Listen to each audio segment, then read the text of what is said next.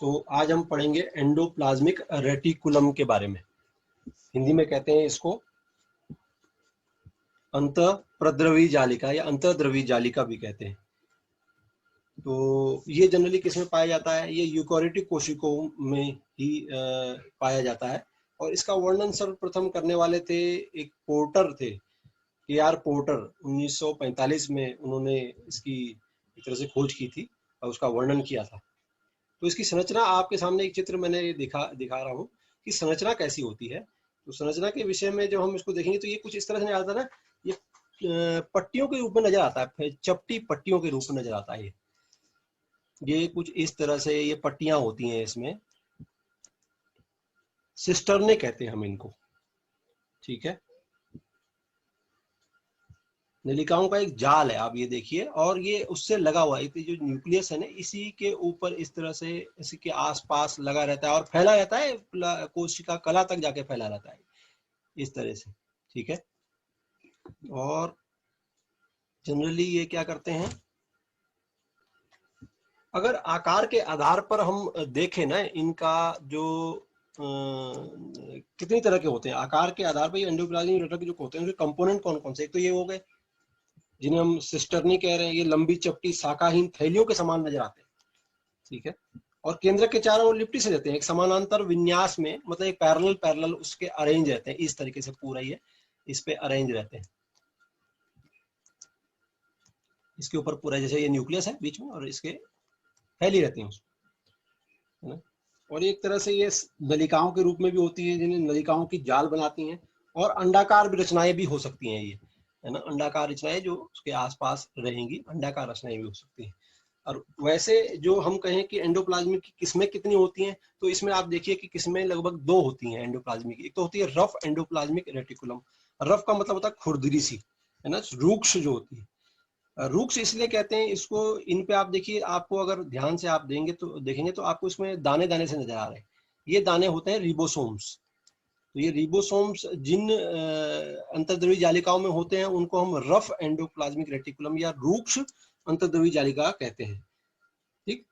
और जो कणिका रहित होते हैं, और कणिका रहित या चिकने होते हैं, है ना, जो चिकने होते हैं, जैसे आप ये देखिए, ये चिकने हैं, इन पर रिबोसोम्स नहीं लगे हुए इनके ऊपर, इन पट्टियों में।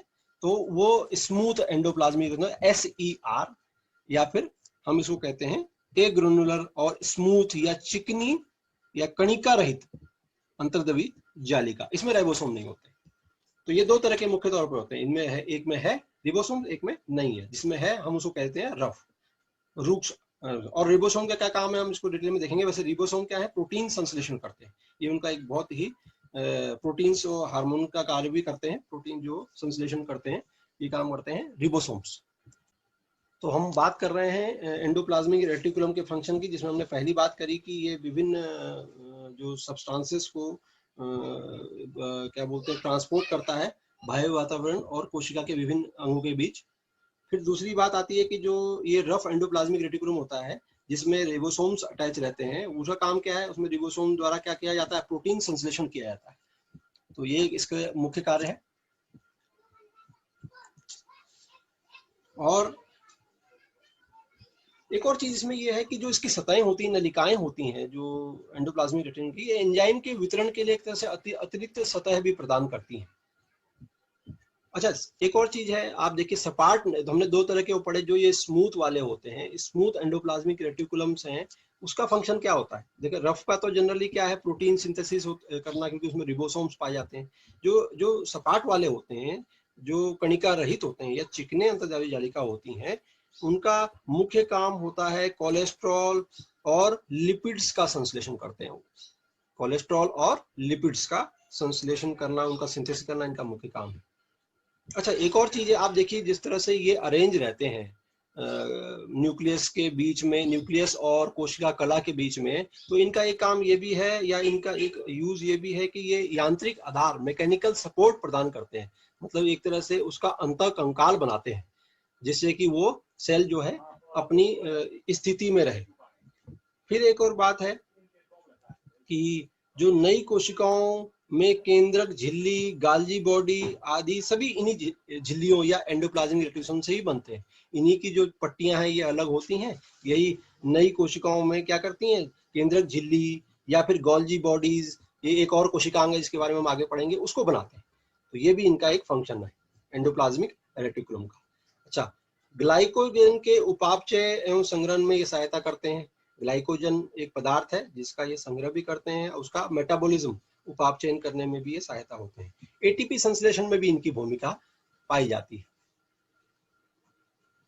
अच्छा, एक और काम करते हैं कि ये इनका काम एक तरह से जो कि विषैले पदार्थ कोशिका में पैदा या बन जाते हैं उनका निराकरण करना, उनका डिटॉक्सिफिकेशन करना, है ना, निर्विषीकरण करना भी इनका एक मुख्य कार्य है। तो देखिए आप, ये मैंने एक यहाँ पर आपको एक चित्र दिख रहा होगा, ये है, देखिए न्यूक्लियस है, इसके ऊपर ये पट्टिकाएं हैं, ये नलिकाएं हैं जिनको हम सिस्टर्नी भी बोलते हैं। ये चपटी भी होती हैं, कुछ गोल भी होती हैं, नलिका रूप में भी होती हैं। तो ये साकर ये जो होती हैं इनको यही एंडोप्लाज्मिक रेटिकुलम कहलाती हैं। और ये देखिए इसको और विस्तार से यहाँ ये दिख रहा है, विस्तार से अगर हम इसको यहाँ देखिए, ये वाला जो पोर्शन है ये रफ वाला एंडोप्लाज्म, क्योंकि इसमें ये जो काले दाने हैं ये रिबोसोम्स हैं। अच्छा, रिबोसोम के अलग अलग प्रकार हो सकते हैं और ये हम अगर उसमें होगा तो हम देंगे, फिर भी मैं थोड़ा सा आपको जानकारी दे दूं।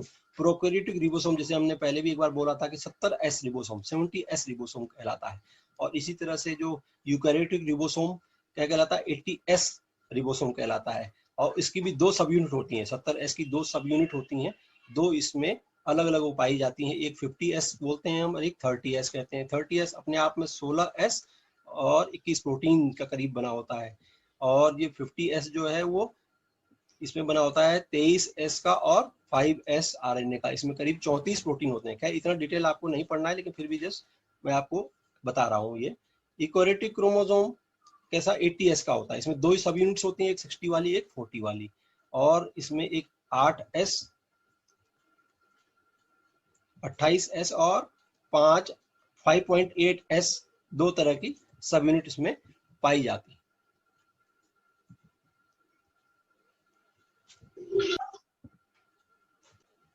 तो ये फंक्शन अभी हमने देखे, है ना, जिसमें सिस्टर ने, जिनको चैनल हम कह रहे हैं, ये ट्रांसपोर्ट करता है, मेटाबॉलिज्म है फ्रॉम साइटोप्लाज्म टू न्यूक्लियस, है ना, इन बिटवीन 2 सेल्स, ये सारा जो है इसका ट्रांसपोर्ट का काम है। स्टिरॉल और ये फॉस्फोलिपिड का काम, जो खासकर जो चिकनी वाली होती हैं वो क्या बनाती हैं, स्टेरॉइड्स और लिपिड या कोलेस्ट्रॉल का निर्माण करती हैं। और एक और काम इसका एक्सक्रीशन है, जैसे हमने अभी बात करी। एक्सक्रीशन का मतलब होता है कि ये अपने कुछ पदार्थों को बाहर निकालने का भी काम करती हैं उसके कोशिका से। और रेबोसोम्स उसमें लगे होते हैं जो प्रोटीन सिंथेसिस करते हैं।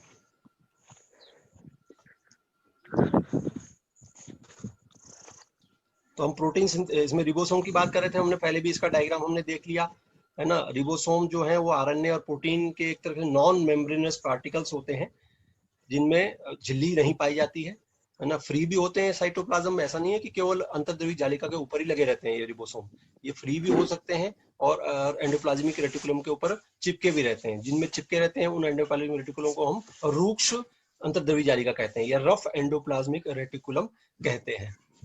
अच्छा, रिबोसोम क्लोरोप्लास्ट या माइटोकॉन्ड्रिया में भी पाए जाते हैं।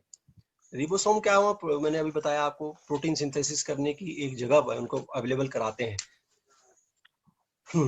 तो जो रिबोसोम फ्री होते हैं साइटोप्लाज्म में, वो एंडोप्लाज्म में या 80S पार्टिकल के होते हैं। मैंने अभी बात करी कि यूकैरियोट में 40 और 16S 2 यूनिट होती हैं, है ना।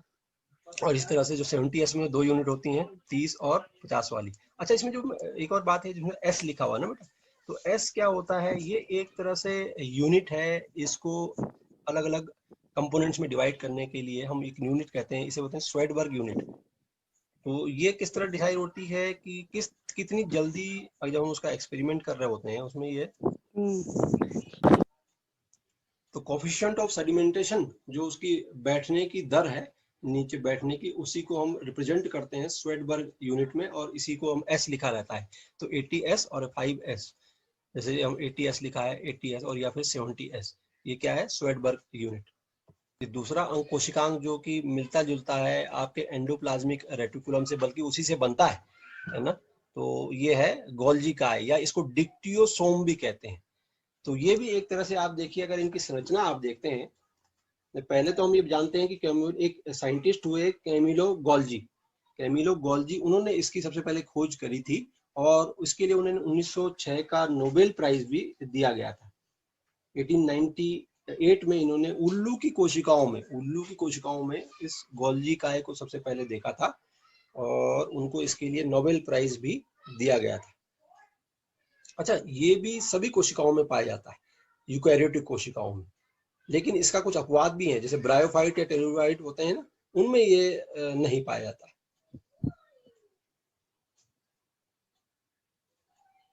अच्छा, फिर संरचना की बात करते हैं।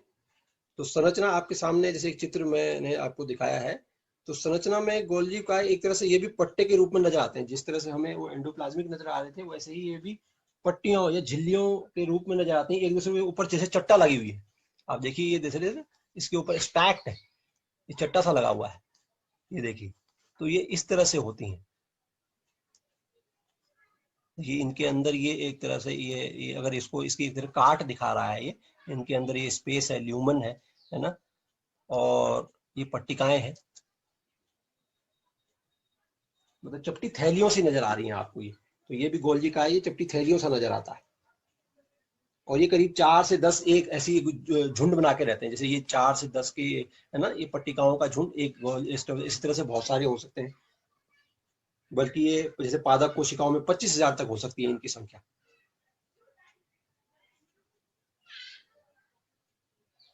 तो ये सिस्टर्ने के रूप में भी होते हैं, चपटी नलिकाएं माने।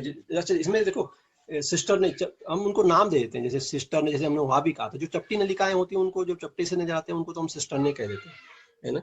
और जो वैसे गोल भी हो सकती है, वेसिकल्स हैं, जैसे गोल गोल नजर आ रहे हैं, तो ये वेसिकल्स हम इनको कह देते हैं। और साथ साथ में हम इनको धानियां, कुछ धानियां भी पाई जाती हैं, तो उनको हम धानियां कह देते हैं, वैक्यूल्स भी कह देते हैं। अच्छा, एक और इसकी खास बात है, जो हमारा ये गोल्जी काय है, इसमें दो, मतलब इसके वो होते हैं, पोल होते हैं, ये ध्रुवित होता है। किस तरह ध्रुवित होता है? देखिए आपकी ये इसमें दो रीजन, एक ट्रांस फेस, एक सिस फेस। जो इसका ये वाला फेस है, देखिए ये वाला फेस जो कि चपटा है ना, तो उसको हम कहते हैं ट्रांस फेस। और जो दूसरी तरफ वाला ये मुड़ा हुआ फेस है, इसको हम कह देते हैं सिस फेस। तो इसमें ये देखो कि दो फेस हैं, ये वाला, है ना। तो ये सतह कैसी कहती है? अभिरूपण तल कहलाता है। ये फॉर्मिंग, जो ये ट्रांस वाला है, इसको फॉर्मिंग तल कहते हैं। क्यों कहते हैं भी बताता हूं मैं आपको। और इसको कहते हैं हम परिपक्व तल या मैच्योरिंग फेस, क्योंकि ये वाला तला है, जो ये वाला तला है, ये वाला तो होता है न्यूक्लियस के पास या अंतर्द्रव्यी जालिका से सटा हुआ, है ना। तो इससे वो अंतर्द्रव्यी जालिका से टूट टूट के ये नए बनते रहते हैं, इसीलिए हम इसको कहते हैं ट्रांसफेस या फॉर्मिंग फेस, बनने वाला, अभिरूपण वाला तल है। और दूसरी ओर जो कि विपरीत की तरफ अवस्था में, अवतल अवस्था में, जैसे ये अवतल होता है ना, कॉन्वेक्स, इस तरह की इसकी शेप है, ये वाला अवस्था क्या होता है, इसको बोलते हैं मैच्योरिंग। ये सारे यहाँ से बनते बनते बनते मैच्योर होते होते यहाँ से इस तरफ के बनते, इस तरफ से बनते रहते हैं। इधर न्यूक्लियस मान लीजिए आप इसमें, और ये यहाँ से बनना शुरू हो रहा है। तो ये वाला तो हो गया फॉर्मिंग फेस, और ये वाला जिसको बोलते हैं सिस फेस, या फिर इसका नाम है मैच्योरिंग फेस, या परिपक्वन तल कहते हैं इसे, परिपक्वन तल। ठीक है। और इसमें स्रावी वेसिकल्स एवं धानियों का निर्माण होता है। इस साइड स्रावी वेसिकल्स, ये देखिए आप, वेसिकल्स ही बन रहे हैं यहाँ, ये इधर जो बन रहे हैं वेसिकल्स। ठीक। तो ये स्रावी वेसिकल्स का निर्माण इस फेज में होता है, यानी ऐसे। और इस तरीके से, तो ये गोल्जी काय जो है, ये बड़ा ही इंपॉर्टेंट एक, तो ये देखिए बहुत अच्छा एक चित्र है आपके सामने, Golgi bodies, vesicles and vacuoles इसमें दिख रहे हैं। देखिए किस तरह से रफ एंडोप्लाज्मिक रेटिकुलम के पास में ये वाला फेस इसका है फॉर्मिंग फेस, ये है मैच्योरिंग फेस, है ना। इसका सतह है मैच्योरिंग फेस, मैंने अभी बताया था आपको, वेसिकल्स या वैक्यूल्स, लाइसोसोम भी देखिए गोल्जी बॉडी से ही बनते हैं, और इसी फेस में बनेंगे। देखिए ठीक है, ये किस तरफ है, ये इस तरफ वो है, इसकी प्लाज्मा मेम्ब्रेन है, ये रहा इसका न्यूक्लियस। तो यहाँ से ये इसके स्टैक की पट्टिकाएं टूटती हैं, ये पट्टिकाओं से गोल्जी बॉडीज का निर्माण हो जाता है। गोल्जी बॉडी से फिर फर्दर जो है ये वेसाइकल्स, वैक्यूल्स और इनका निर्माण होता है। ठीक, और ये देखिए आप, ये एक पूरा सेल का स्ट्रक्चर है, ये गोल्जी बॉडी बहुत सारे लगे हुए, ये है, ये है, एक साथ साथ इसके अटैच है इसके रफ एंडोप्लाज्मिक के आसपास। तो एक तरह से पैनकेक की लेयर के रूप में आप देख सकते हैं, केक की लेयर है, अलग अलग लेयर लगी होती है ना, जिस तरह केक में, उस तरह से ये भी लगे होते हैं।